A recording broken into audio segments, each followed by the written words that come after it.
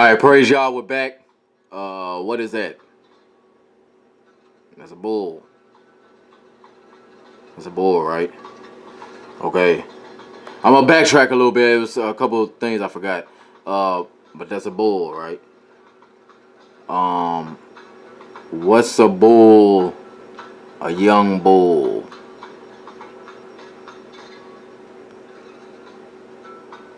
But a calf. A calf. Okay.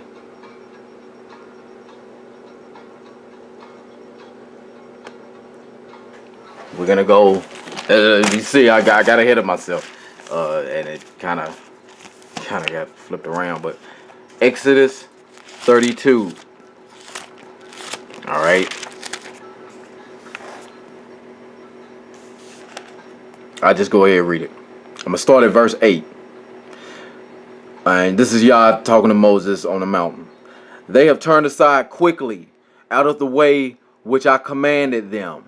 They have made them a molten calf, and have worshipped it, and have sacrificed thereunto, and said, These be thy idols, O Yasharallah, which have brought thee up out of the land of Mizraim.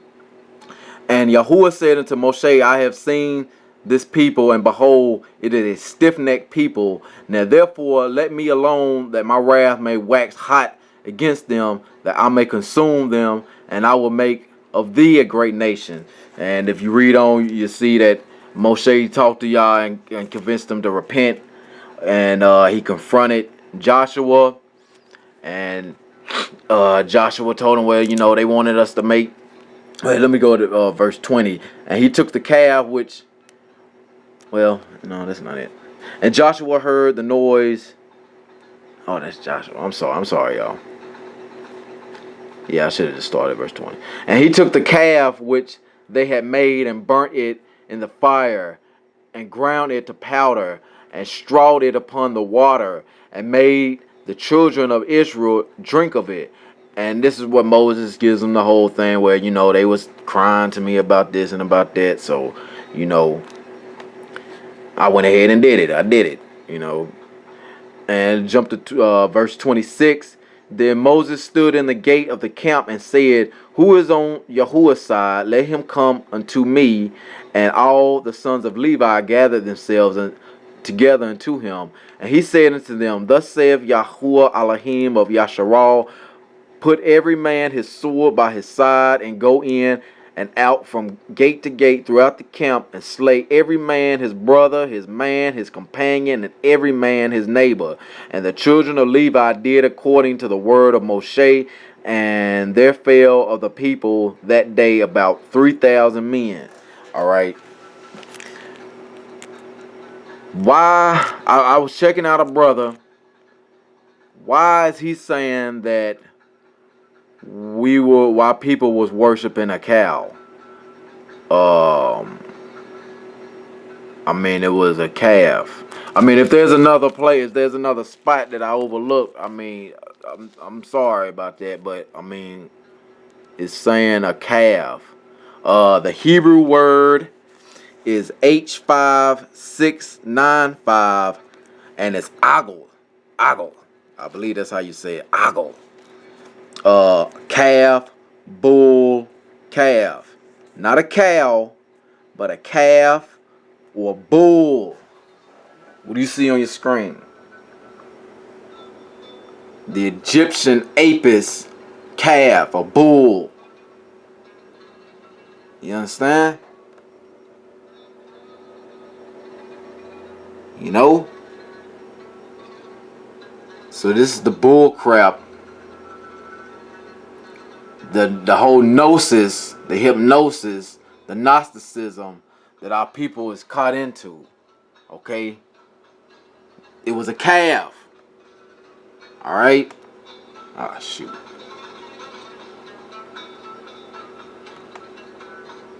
What does a calf grow up to be? A bull. What did the baby JC grow up to be? Krishna. Alright.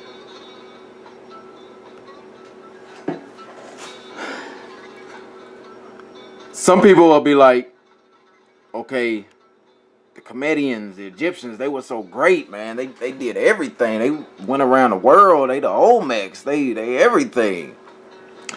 Why they didn't know where the Nile River start?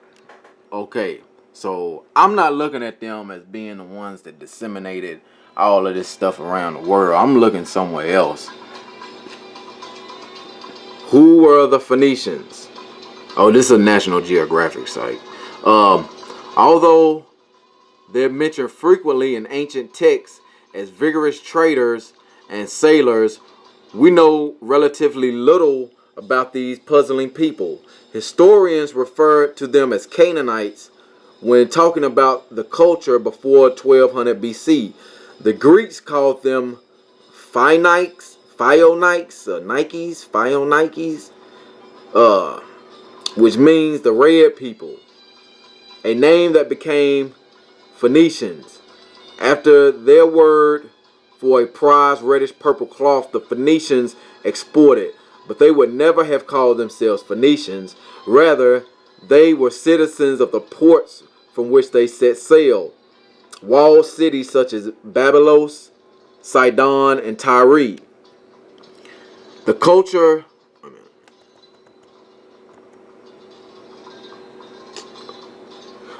later known as Phoenician was flourishing as early as the 3rd millennia BC.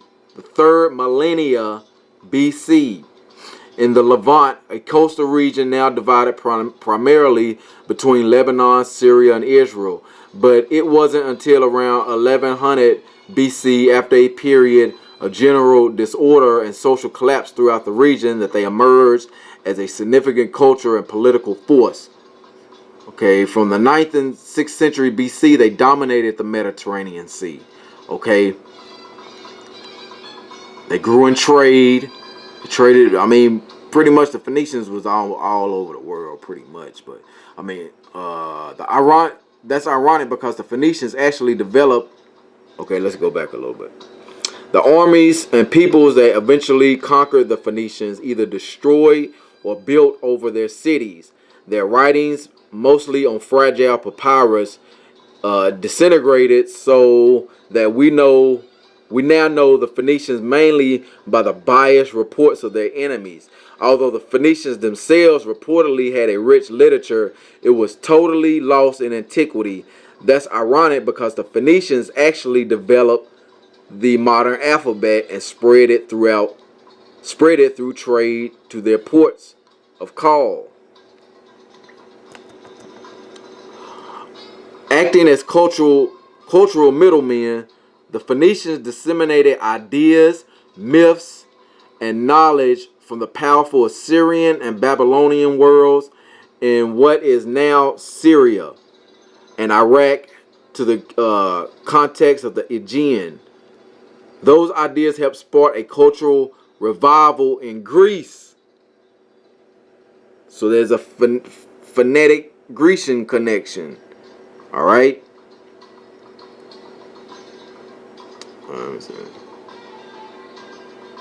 All right, that's it on that.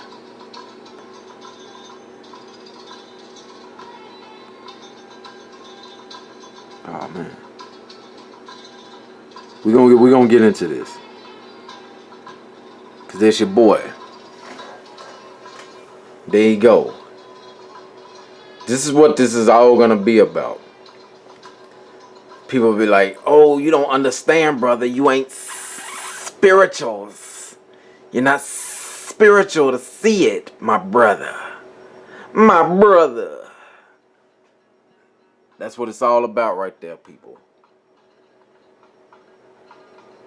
They are snake worshiping priests and priestesses.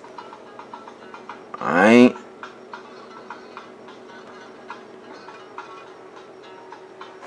Alright, let me show you this article.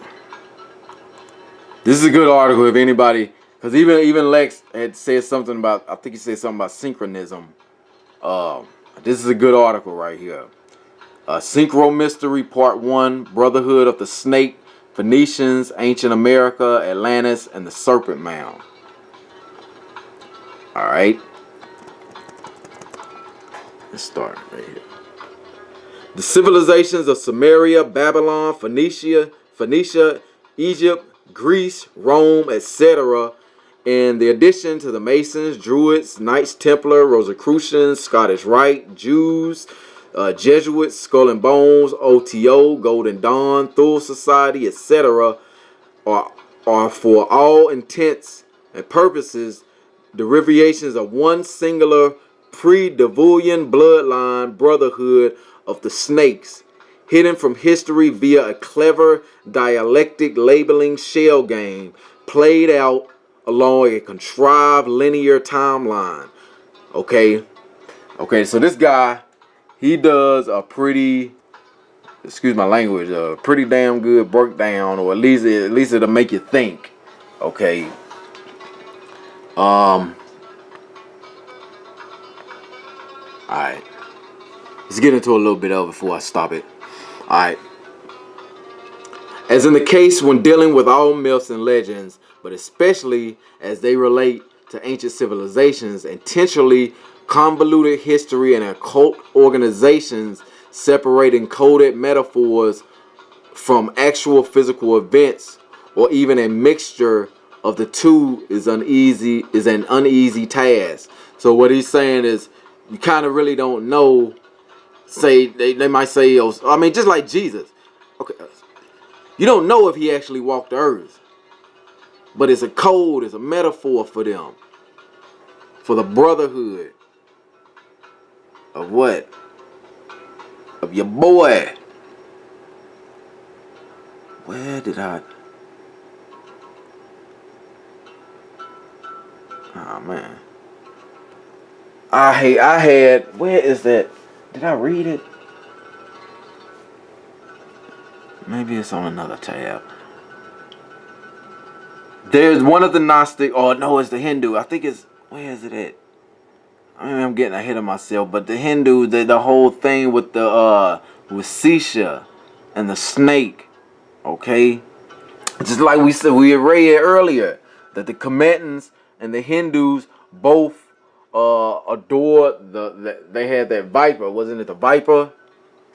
Okay, snake worship. The snake was the logo of a group which had become very influential in early human societies of both hemispheres. That group was a discipled brotherhood dedicated to the dissemination of spiritual knowledge and the attainment of spiritual freedom. The Brotherhood of the Snakes opposed the enslavement of spiritual beings, and according to Egyptian writings, it sought to liberate the human race from custodial bondage. So the Egyptians was all down with that. Okay, now let's get into this one. In the context of this particular storyboard, which is usually buttressed by the word of Zechariah Sitchin and Michael Tazarian, the custodial contingent refers to ancient alien genetic engineers who created Homo sapiens to be a slave race situated for earth labor. Okay, here we go with this alien crap. As the story goes, a rebellious genetic engineer, Prince Ea, or Inky, Soneta's Inky.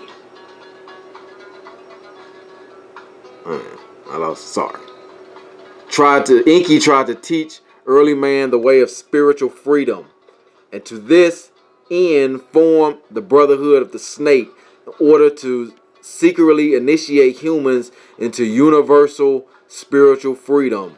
For this action, Ea therefore symbolized as a serpent, like the one in the Garden of Eden, was imprisoned on earth. Get it? Earth, Ea, by the gods, and villainized to ensure that he could never again secure widespread following among human beings. Okay, so they saying this snake Ea was actually, you know, how they say they actually trying to look out for humans and give them the knowledge, this gnosis. Again, this knowledge.